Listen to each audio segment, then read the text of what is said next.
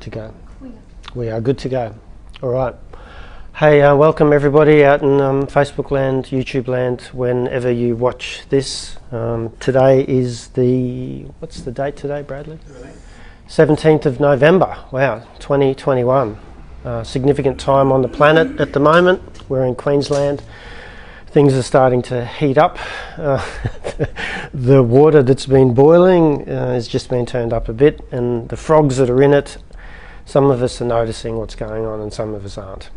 And that's okay. Welcome to Tea with Mo, to all of the beautiful people that have turned up here into the centre, the Inner Light Meditation Centre, where you can come and experience this from a visceral perspective too. Tea with Mo is lectures on non-duality, so the philosophy of the centre is non-dualism. Non-dualism is basically that we all are one, that we all are fractals of the one. In being fractals of the one, we each all have our own individual consciousness, and that individual consciousness has its own experience, which is unique to itself. In having its own experience, which is unique to itself, it then offers the one that we all come from to have an accumulative experience. So ultimately, we are God realizing itself. And it's a really beautiful way of understanding who you are and what you are. That we're not necessarily this physical body, this is a vehicle that we inhabit for this particular incarnation. And this incarnation is a part of, when we look at the Law of One teachings, which are based on non-dualism, this is third moving into fourth density. So it's a density of consciousness. A density of consciousness is how much light can shine into this experience. We as consciousness have chosen to be here at this particular time.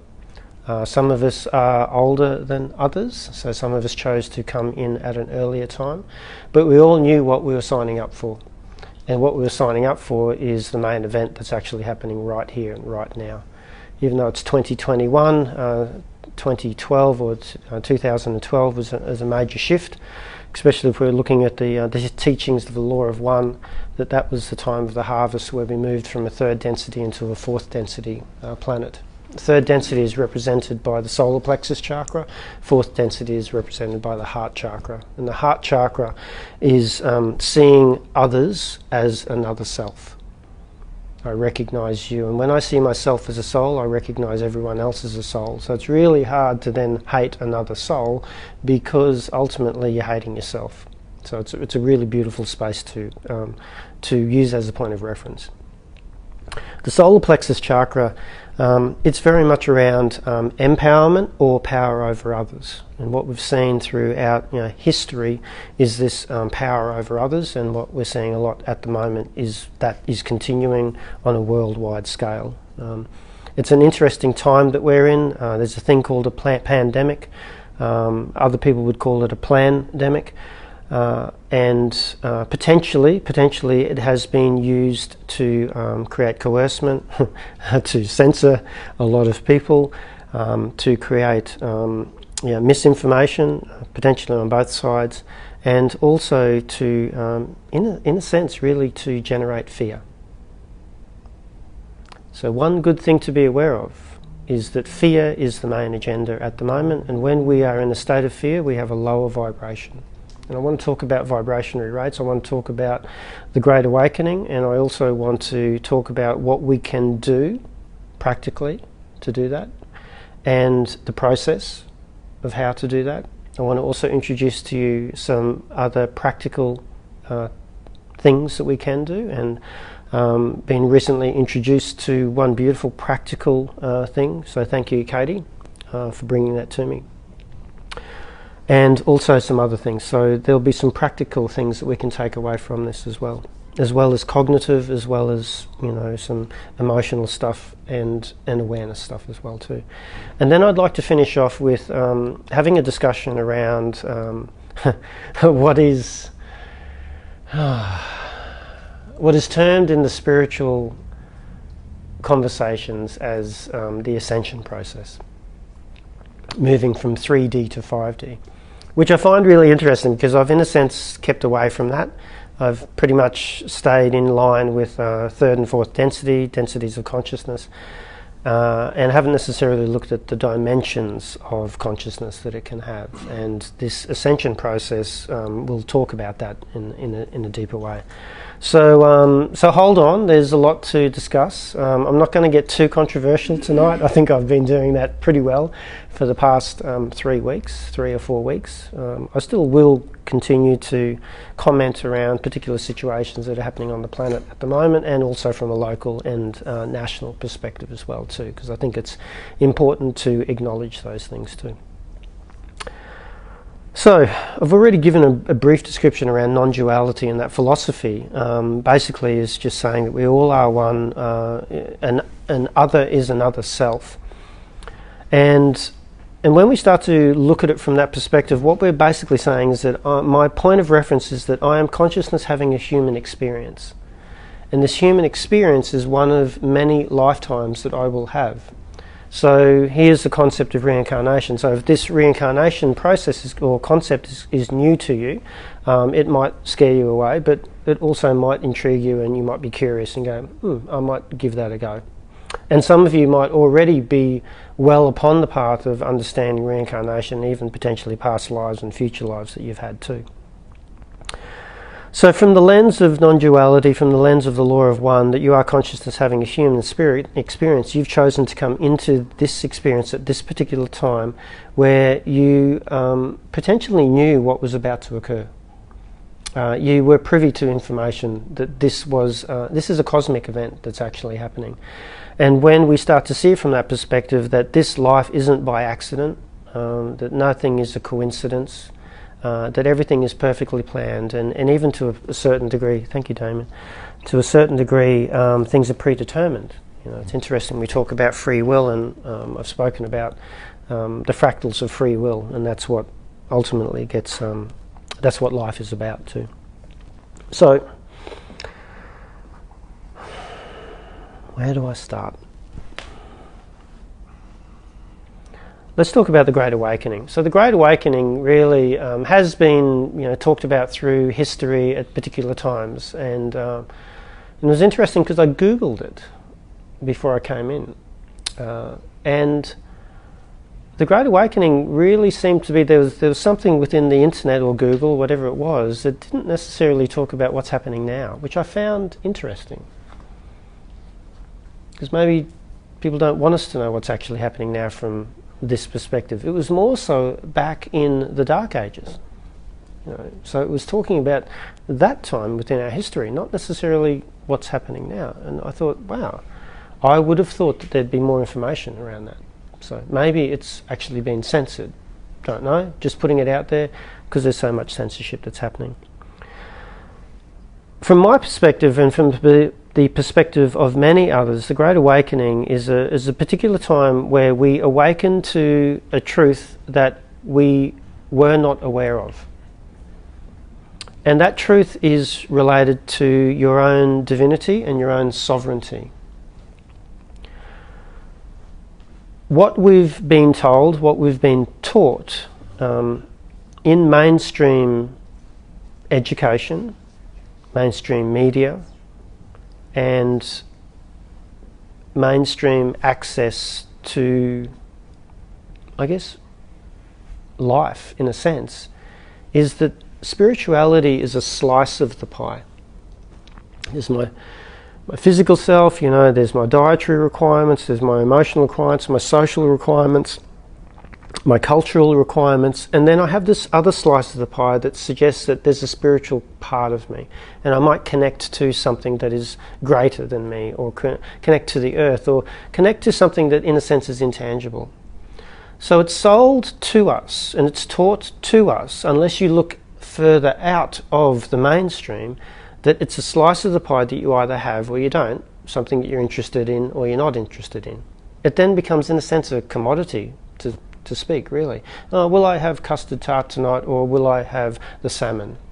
Will I invest in some spirituality today, or will I just look at my physical fitness? The Great Awakening represents the awakening that spirituality is not a slice of the pie.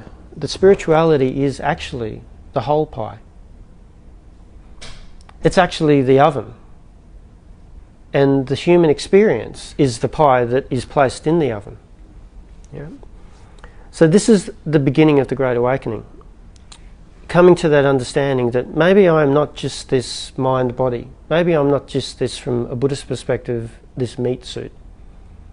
Maybe this is a vehicle that I have chosen to incarnate into that will carry me through this life, whatever period of time that is. And then this too shall pass. And then I will continue to return to what is that I am. But it's a beautiful meat suit because what it does is allows consciousness to have an experience in a density that has emotions and it has beliefs as well. So when I come to this awakening, what that does is it can be quite scary, but it can also be quite empowering in nature. Now, the empowering component of that is that no matter what you take away from me, no matter what I perceive that I am losing, I can never ever lose myself. And we have this beautiful thing called the mind, and we have a beautiful thing called the ego, and the ego is the act of identifying. So it identifies as the body, it identifies as the name, it identifies as the job, as the role, the father, the husband, the wife, the daughter, the nurse, the OT, whatever job it is that you have. So this act of identifying, in a sense, keeps you attached and caught to what it is that you think that you are. And if that was to be taken away from you, then we move into, in a sense, an existential crisis. We go, well, what am I? If I'm not the nurse, if I'm not the father, if I'm not the provider, then ultimately what am I? And at this moment in time, because, and especially here in Australia, because of the, and we'll call it the pandemic, because of that, then particular powers that be have then chosen to look at this as a health issue, because it's a pandemic, it's a health issue. And because it's a health issue, then what happens is that there seems to be an eroding of someone's free will. And in the erosion of someone's free will, there is, in a sense, manipulation and coercion, and we know it from the conversations of no jab, no job. Now, for a lot of people, if you take away their jobs away from them, you take away their livelihoods, you take away their lifestyle, and you take away their ability to experience the value that they offer to the community and the value that they offer to themselves and their families. So jobs are really, really important. And I'm in no way here to say good or bad, I'm just saying what is. So when things are potentially taken away from you through the concept of fear, that if you don't have a jab, you won't have a job, and that then takes away all of these liberties and all of these other things, then one then starts to question, I need to do those things, I want to do those things, and I'm going to do those things. You could say that there is some free will that sits within that, and that's fine. For other people who really, I guess in a sense, then consider the opposite, and they could be called conscientious objectors, who then say, you know, I'm willing to forego that to, in a sense, have this. And by doing that, there is a choice that is made where I then have a sense of loss. I have a sense of loss, and that loss can then come from my role and my identity, my financial freedom, my financial stabilism. So when we start to let go of things, we then start to realize that potentially I was not what I thought I was. So the beautiful thing about this pandemic is that it creates a pressure cooker, and what it also does is that when people are in a situation where things can be lost, there's also the opportunity where things can be found. So what am I finding out of this? Yeah. So what I've found out of this is voice. What I've found out of this is a sense of conviction. What I've found out of this is faith. What I've found out of this is a sense of knowing. And what I've found out of this is hope and freedom. Even though I've chosen a path that more restrictions are being placed upon me each and every day through information. And it's interesting because it's just information. So I can get caught up in the fear of things. And when I get caught up in the fear of things, that affects my system, my thoughts, my emotions, and the decisions that I make. And the decisions that I make, it also affects the outcomes that I have. So I want to talk to you about the Great Awakening in a sense of awakening to your own sovereignty, awakening to your own divinity. And no matter what you choose, you can still awaken to it. It's not that, oh, if you choose this, you're not going to, and if you choose this, you will. Because I can say, on both sides, we see both. It's more so, can I consider that I am something more than this physical body? And if I could consider that, what would that actually mean? And how does that change my life? Does it change my life? Compared to, I am the physical body. And we've spoken about this in the past. What is your point of reference? What is your frame of reference? What is the point that you see yourself from? And if you see yourself from the point of consciousness having a human experience, you will have a wider view and a wider viewpoint on your experiences, not only in this lifetime, but in lifetimes to come and lifetimes that have been. Whereas if I only see myself from this mind-body perspective, I have a limited view. And the limited view is, how long will I live on this planet? I don't see anything before, and I don't see anything after. And so then I get caught up in, I need to, in a sense, stay in the safety and survival perspective. And I've spoken about this before, when you identify yourself as the meat suit, you will be in a constant state of reactivity and suffering, because the meat suit gets old and you're gonna die. None of us get out of this alive. It's okay when you're young, but there's a couple of oldies here, and the most of our lives are in the rear vision mirror. It's not in that line, if we look at it from a chronological age. So we get taught in this pressure cooker of experience to accumulate. We get taught what it is to be successful. And we get indoctrinated into an education system that leads us from one point to another point to another point, which is constantly chasing something outside of ourselves. So this experience is so perfect for you to awaken to your own divinity. And that's the beautiful thing. So this is the Great Awakening. You go, oh, hang on, right. This experience that I'm having in this density, especially at this moment, this is all an illusion from the perspective of soul. In saying that, I can touch things and I go, it feels pretty real to me, Maurice. And I can have emotions and have experiences that feels pretty real to me, Maurice. Yeah. So I'm certainly not discounting the human experience, but from the perspective of non-duality, remember, what is your point of reference?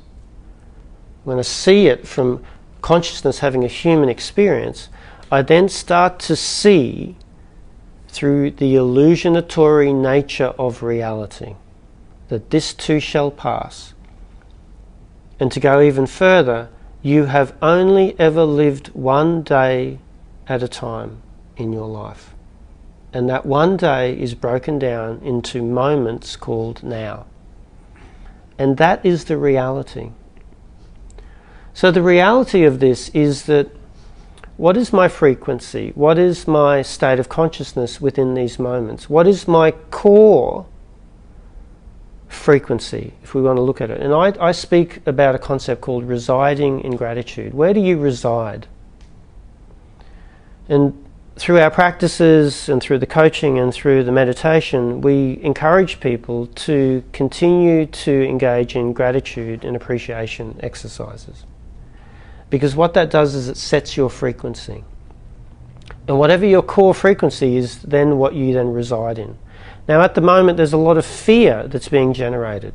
A lot of power over and coercement and separation and discrimination. It's the good people versus the bad people. It's the vaxxed versus the anti-vaxxed or the non-vaxxed. It's the good businesses versus the bad businesses, you know. Before it was genders, before it was colours, now we've turned it into what's happening in relation to this pandemic.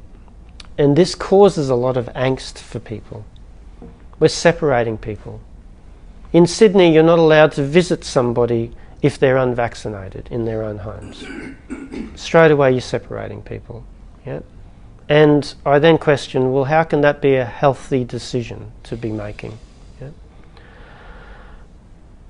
Trying not to go down that path, but and it leads me to, I guess, this point that I just wanted to share with you at these moments in time, is that it's good to be aware of what your frequency is. What do you reside in? Do you reside in fear? Do you reside in hatred? Do you reside in injustice and unfairness? Because we can see from people from the both sides of the pendulum here, they're sitting in that. And they are adding to the pendulum. Well, I'm going to push it harder. No, I'm going to push it harder. And I'm going to push it harder. And it's this swinging pendulum. But they're part of the same pendulum. And I've spoken to you about pendulums before. It's very good to become aware of that concept. So, what I have been doing, because I've been trying to come to an understanding of how do I, as an enlightened being, that is having a human experience in one of the most pressure cooking times upon this planet, and I have chosen a path of potential discrimination and the path least travelled.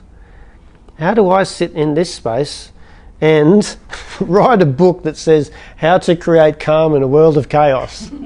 I just set myself up there, didn't I? And that's what I do. So this is what I've found.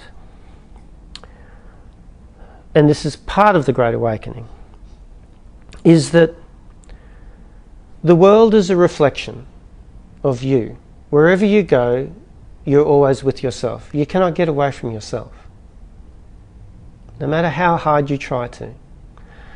Each and every day something will be placed upon your path that will show you an arising within yourself so you can meet yourself.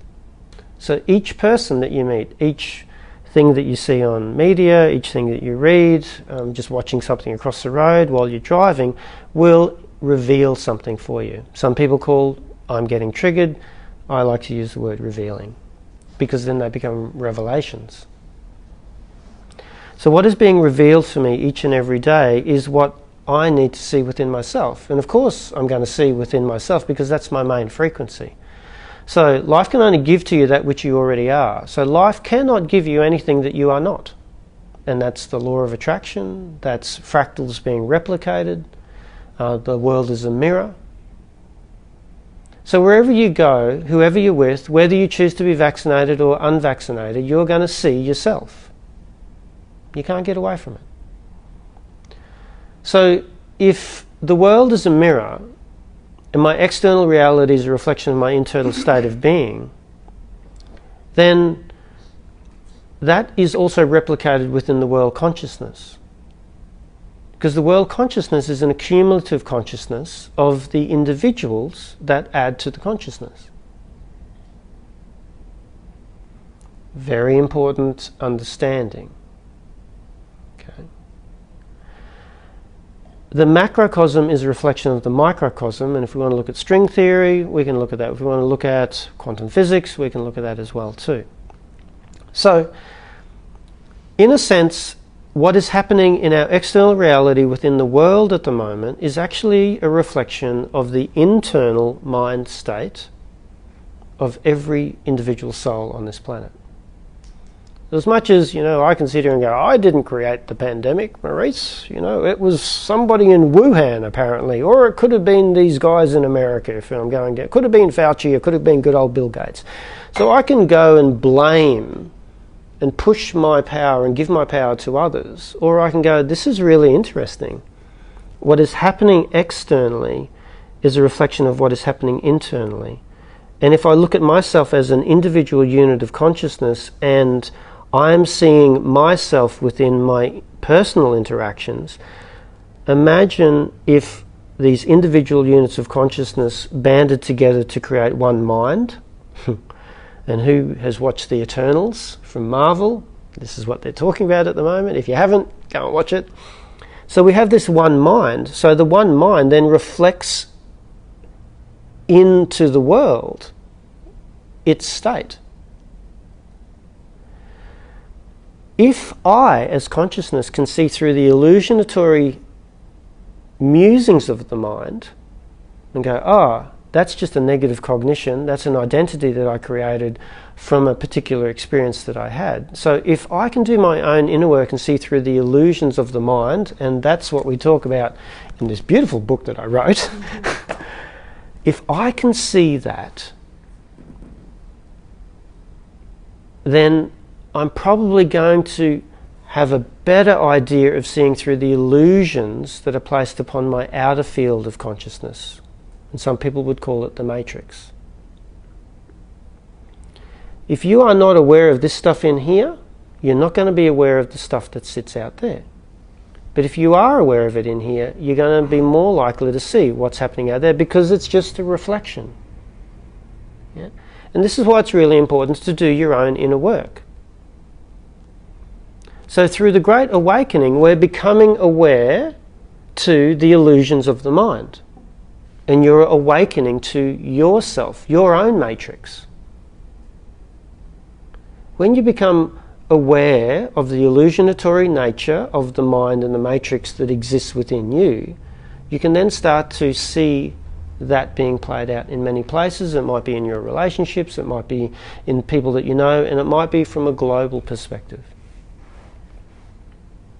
So, if we're talking about that's the Great Awakening component, and this is how it impacts what's actually happening in the world. Now, if I talk about an individual, I am an individual unit of consciousness, you all are individual units of consciousness, having your own experience. You will all have your own illusionatory nature of your own mind. Some of you will be aware of the illusions and be able to see through them, and some of you may not be able to see through parts of them, and that's okay. It's still your experience. Yeah. So the first step in the Great Awakening, and what I believe to continue to create calm in a world of chaos, is to come to the awareness of your own illusionatory mind. That's where we need to start. Okay. When you start to see through that, you allow yourself to feel the experiences. Because the thing about illusions, they feel real.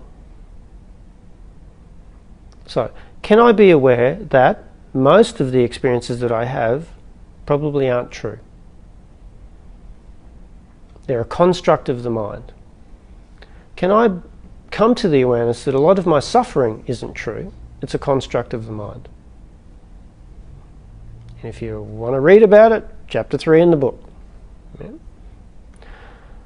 When I start to become aware of the illusionatory nature that I have within this mind-body experience, I am more likely to allow myself to have experiences of an illusionatory nature because I know that there's a learning in them. I'm not bypassing this experience, and there's a concept called spiritual bypass. So I'm consciousness, look at me, I don't feel anything. you know? Well, no, you're in a mind, you have this mind-body experience. You came here for a reason. Lap it up, because I'll tell you what, other dimensions and other densities of experience don't get this beautiful opportunity. It's beautiful to have a body. It's beautiful to have emotions. It's beautiful to have thoughts. It's beautiful to get lost. The beautiful thing about getting lost is you find yourself. Yeah. So allow yourself to have the experience. Feel into it. Get lost in the experience. Be aware that you are not the experience. Be aware that you are the observer of the experience. But allow yourself to have the experience. This is the thing. What is your point of reference? Because that's what we came here for. That's the concept in spiritual embodiment. As I feel, and I can, I have many experiences, especially in relation to the path that I've chosen and what is happening on this planet and what's happening right now. I'm having this experience, and as I have this experience, I can honour this experience, even if it feels like shit, or if it feels great. Everything has value. So go and experience all of the emotions, because everyone is as valuable as another. Do not try to avoid them. You didn't come here to avoid stuff. You came here to experience it. Have the experience, but also know that I am not the experience. I am the experience and the observer of it. Now, as you have the experience, then go through all of the rabbit holes, fall down into the deep dark pits, and know that this too shall pass. And then, when you're ready to surface, when you're ready to breathe, then ask the question, how can I see this through the eyes of love? With everything that's going on in the world, and whether I'm right, I'm wrong, even blind Freddie could see that there's something going on. Yeah. But how can I love this? That's the question. Now, when you come from the space of love, you then start to see that every other self is another self. That when I judge another self, when I hate another self, when I discriminate against another self, I am doing that to myself. And why would I want to do that? So, see it through the eyes of love. Collapse the wave. Once you see it through the eyes of love, then whatever decision you make will come from the eyes of love. Whether that be to speak out, whether that be to be quiet, whether that be to go and hide away, whether it be to go and sit in a cave and meditate, that's still okay, because you're seeing it through the eyes of love. Now, when I talk about love, I also want to discuss with you emotional frequency and a scale. Now, Dr. Richard Hawkins, he was a psychiatrist back in the day. He came and he did a lot of discussions, testing around kinesiology, and he came up with a scale of emotional frequency. And I'm happy to put this up on the feed. Anything that sits below 200, which is 200 is courage. So anything that sits below that is pride, anger, desire, fear, grief, apathy, guilt, and shame. So it's 200 or below. Yeah. Above 200, you go 250 is neutrality, willingness, acceptance, reason. Love sits at 500. Joy 540, peace at 600, and enlightenment at 700. Okay, so we've got this scale, and you can sort of feel into that. You can go, of course, when I'm feeling shameful and guilty, it's very different to how I'm feeling when I'm connected to others. And you can even look at this from a polyvagal perspective. I'm devoted, I'm driven, or I'm devoid. So we can see that through that lens as well. Now, the interesting thing here is that Hawkins came up with a bit of a ratio and scale, and we do see this through the Mahariji Effect. And the Mahariji Effect is when they got a group of people, a large number of people, to sit in meditation with each other and develop loving compassion. And they did this in a series of countries around the world. What they noticed, when these people meditated together en masse in number, over I think it was a 3-day period, that they saw a significant decrease in crime rates. And this was something that was quite resonant of each of the countries that this was actually happening. And they labelled it the Mahariji Effect. There's a thing called Heart Math by Greg Babin. He talks about the protons that actually come and emit it from the heart versus the mind. So when you connect in heart conversation, and tonight we're going to have a conscious conversation which connects from the heart, it has great expansive properties. So we know that one person can have an impact on others. And what he found was that anybody, and this really blew me out, one person vibrating at the frequency of 300 or above, so 300 is acceptance, 350 is acceptance, 310 is willingness, 400 is reason. So 300 and above, one person will impact 90,000 people who are at a frequency of 200 hertz or below. So if you invite acceptance into your heart, you're doing a great thing for the planet, for the people who are caught in fear. Yeah? One person who vibrates at love, 500 or above, one person upon the inner fields of consciousness can impact 750,000 people. How fucking powerful is that? Let's go one step further. One person who can vibrate at the state of enlightenment, which is 700 hertz, can impact 70 million people.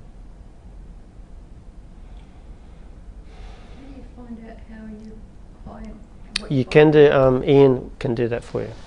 He'll be able to tell you what that is through kinesiology. So what I'm saying here is that, and what I've just described to you, you know, have the experience, because it's important to have your experiences, because your consciousness having a human experience. Try not to diminish any experience, just feel into it, because every emotion has value. As you feel into it, honour that experience, and then ask the question, how can I see this through the eyes of love? If you can see it through the eyes of love, you will be vibrating at 500 hertz or above. You, as one person, having your own experience, without saying anything to anybody, will be able to impact 750,000 people. Now imagine if you had a group of people doing heart meditation, very consciously, intentionally. If you had 10 people, you know, that's whatever that is. What's 750,000 people by 10? 750 million or something like that? 7.5 million. 10 people.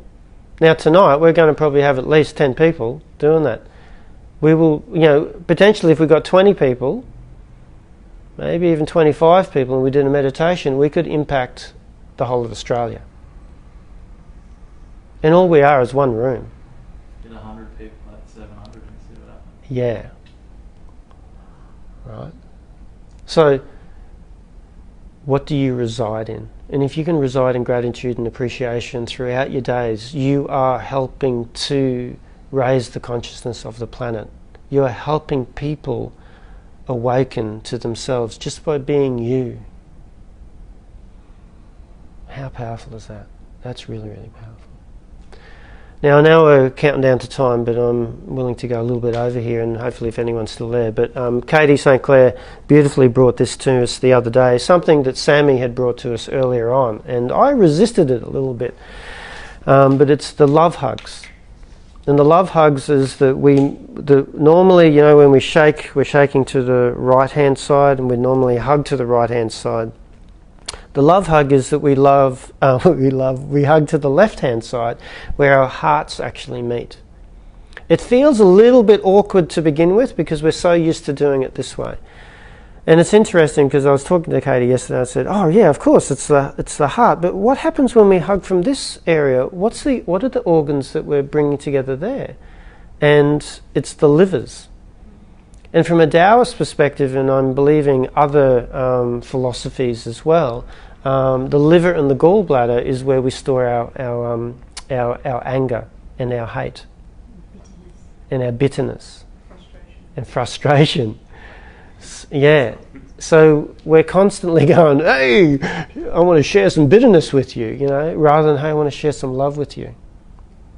So that's something that you can do. Once again, consciously aware, I'm going to come in, I'm going to give you a love hug. What am I doing? I'm vibrating my frequencies, 500 or above. In that moment, I'm impacting 750,000 people with every love hug that you do.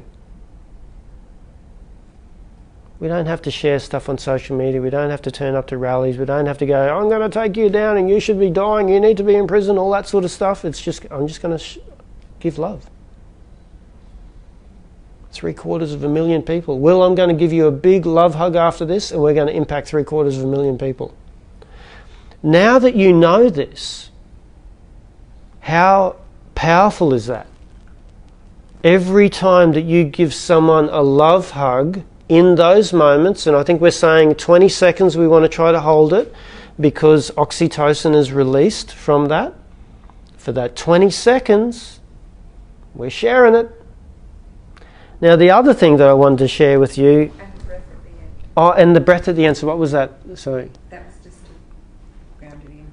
Just to ground it in. Yep, so hug for 20 seconds and then just have that breath at the end. And breathing, once again, we do breathing in the center. Any type of breath work, great. Any type of meditation, beautiful. Love hugging, beautiful. Whenever you're doing your own inner work, allow it to be there. Allow it to be experienced. See it through the eyes of love. All right? Imagine people doing this. This is how we create change in the world. This is how we, not that we're awakening people, but what's happening is that you increase the vibratory rate on the planet, then people have the option to tap into it. That's what it's about.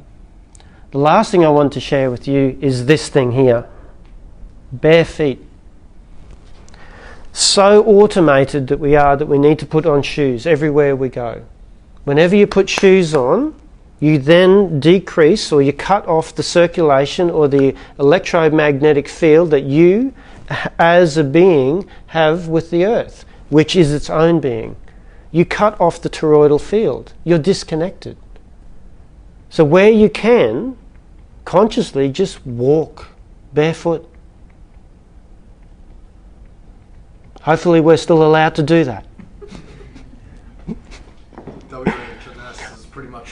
Unvaccinated people aren't allowed to wear bare because we could leave it in the actual earth. That's what's happening there. All right. I just had to put that one in there, sorry. All right. Now, how much time have we got? 16 past. 16 past. Oh, sweet. Too easy. Let's talk about Ascension. Okay. This one's an interesting one because this one's a little bit left of field. But then again, if you're sitting here for this long listening to non-duality and reincarnation and past lives and future lives and everything happening simultaneously, this one may not be. Okay. In a sense, I've kept away from the conversation around New Earth. I've kept away from Ascension process, moving from 3D to 5D.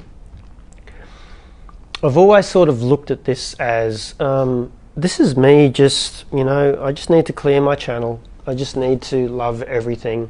I need to stay in this frequency. And through what we've spoken about, we can impact the world. And that's wonderful. Okay? And I haven't necessarily put too much attention to the Ascension process. Okay. What I'm going to say to you could be considered totally out there. I need to put on my tinfoil hat and this is totally magical thinking. However, if you're just having the iota of the experience that you are consciousness having a human experience, and this is something that is transitory in nature, and that you are this energy light being that transverses time and you are eternal, then what I'm about to say makes sense. So here we go.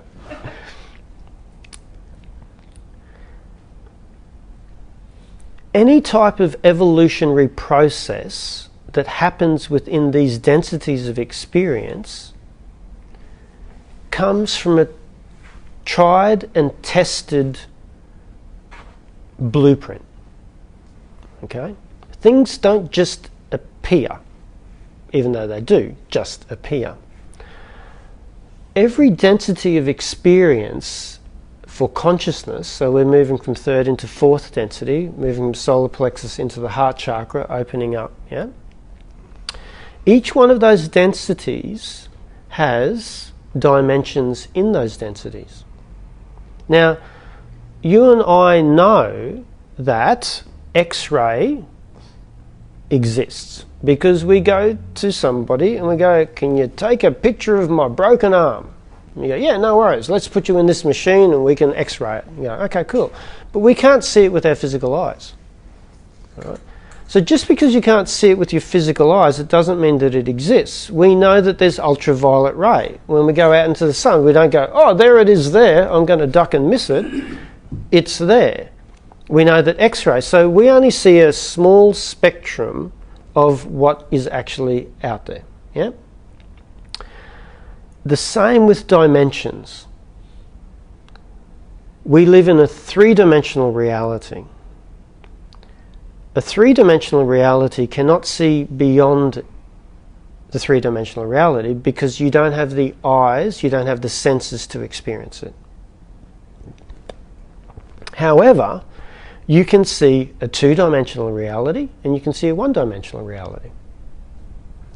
This is a two-dimensional reality. I can see that because I exist in the third dimension. If I existed in the second dimension, I wouldn't be able to see me because I exist on a higher dimension. So we can't see 5D. We can't even see 4D. Our minds can't perceive it and conceive it. Now, the Ascension process suggests that we're going to move from 3D to 5D. You go, well, what the hell does that mean? Do I just love everything and all of a sudden things change? Well, what happens to all of the stuff that's going on around us? Yeah. So, hold on to this one. A vision came to me, and I haven't been smoking anything, I haven't been taking anything, but a vision came to me because I asked the question. That's all you got to do is ask the question. All right? If you want to know something, ask the question. Nothing's being hidden from you, just ask the question. When you ask the question and you believe that you can receive the answer, then you create a field of possibility. The field of possibility presented to me when I inquired into this.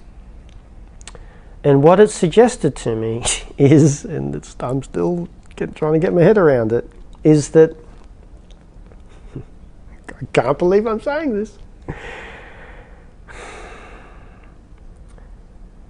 We know that when the sperm meets the ovum or the egg, it is then fertilized.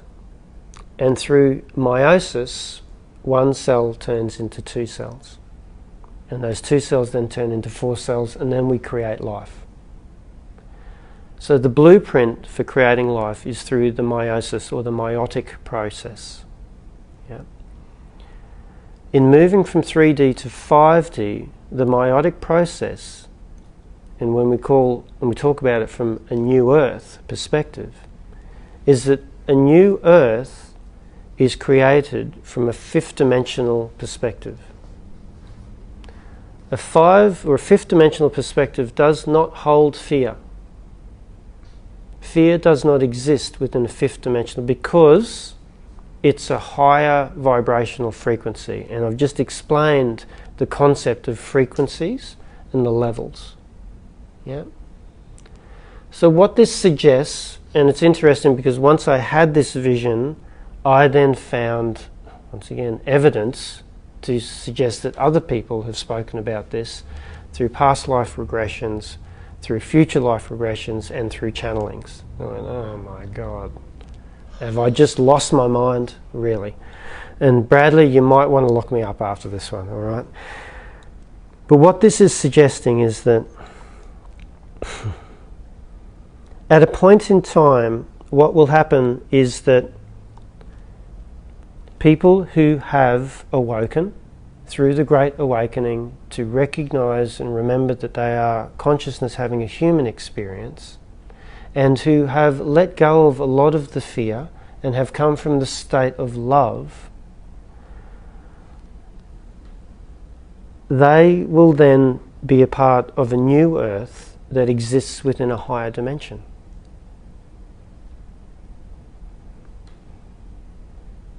And the people who haven't awoken, who continue to be based within fear, in a sense sit with the third density type of understanding of themselves, will continue to be in the 3D earth. Now I know this sounds really, fuck, that's really out there. That's very magical thinking, Maurice. You know, are you sure that, you know, you're not going to create a suicide cult and we're going to wait for the UFO to come and take us? Because I know that that has happened, and I'm certainly not saying that, all right? But just allow this to sit with you, because for some of you this will go, Maurice, I just can't go there. That is just too magical thinking, and that's okay. But for others, well, that actually could happen. Because if I believe I'm consciousness having a human experience and I'm an eternal being and that I am a vibrationary rate, because all I am is light, and we talk about the Great Awakening and we talk about this time being really, really significant within the earth, that there is the potential for a new earth to be created on a higher dimension, and you will then transmute. And this is the ascension process. And this ascension process has been spoken about in the Bible. You know, I don't know the ones that lived for 1,000 years, you know, Abel and Cain or whatever, they ascended. Yeah. The second coming. The second coming. You know, so I'm not making this shit up. This is stuff that's been spoken about. Yeah. So all I'm saying is that this is a possibility, and it's very much aligned with the Great Awakening. It's very much aligned with what's actually happening now. And I'm not so here to go, hey, you better wake up, otherwise you're not coming. It's not that. It's going, hey, you know, here's a really beautiful opportunity. And even if that last bit around Ascension doesn't really resonate with you, then cool. Just sit with the first stuff that I spoke about. Just bring yourself into that heart space. Because you, from a heart space, can impact so many millions of people. That's how powerful you are. Even you considering that would then suggest that you are more than just your meat suit. And that is a beautiful awakening within itself.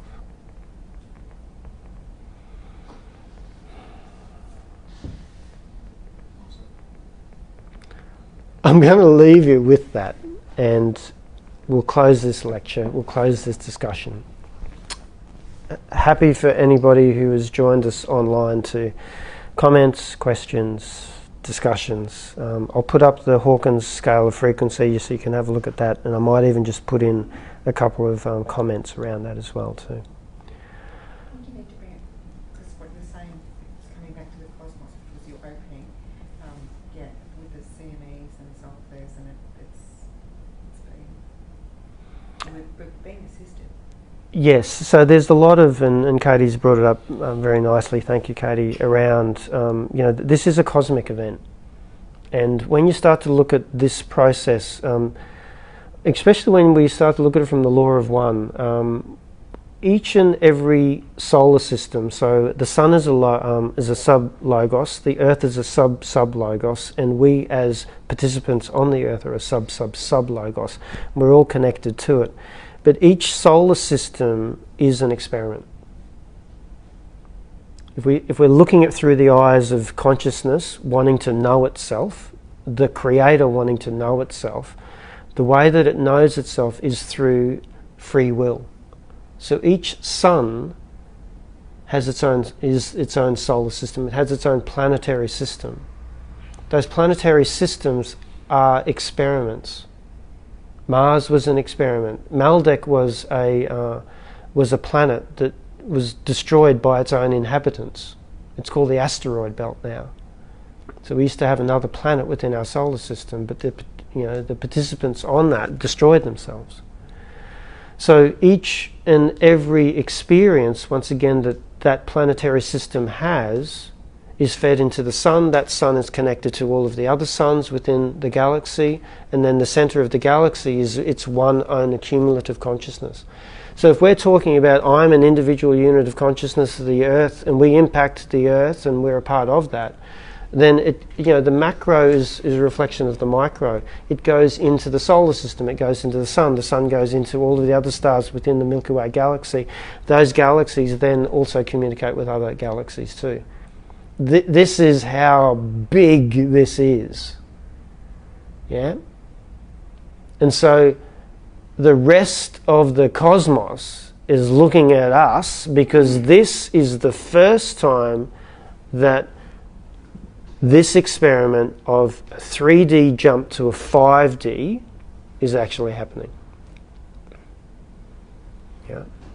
Once again, so far out there for some people, but for other people going, oh, all right, cool, all right, I'm glad I turned up for this one. Yeah. And so that's an ontological view of things. And when I can have an ontological view of things that goes, oh, right, okay, I can see my pain is actually purposeful. Oh, I signed up for this. Oh, I was here for the Great Awakening. At the end, it's you go, hey, did you see that? We had front row tickets to the Great Awakening. We had VIP passes, actually, Well, it's already happening. It has. It already has. Yeah. Yes. It's already happening. It's already happening. People are focused on... Happened. It's happening every Yes, day. yes. Every day you wake up, there's something that's changed. Yes, Yeah. yes. That's what I was going to wait for this to close. Yes. It's already happening. It's already happening, It's happening. happened, Yeah. yes. Happened. Yeah, And yeah, every yeah. day, yeah. Cool. All right, I'm going to shut this down. Thank you. If you wanted to come and join this stuff, then come on into the center and do it. But thank you very much.